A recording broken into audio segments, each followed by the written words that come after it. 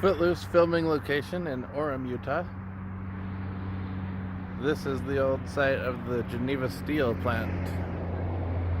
It's been demolished, still being demolished a little bit. You can still see some ruins here of the old buildings. You can still see a little bit of old buildings over there, but this used to be a huge place.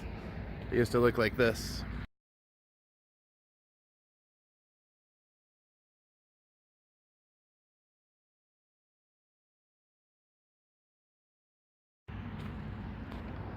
Now there's not much left.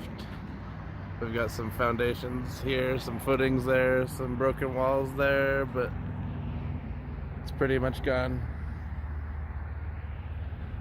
But in Footloose, Ren comes over here to dance out his frustrations. He comes back a couple other times. In this scene, you can see the mountains in the background line up perfectly with this shot right here.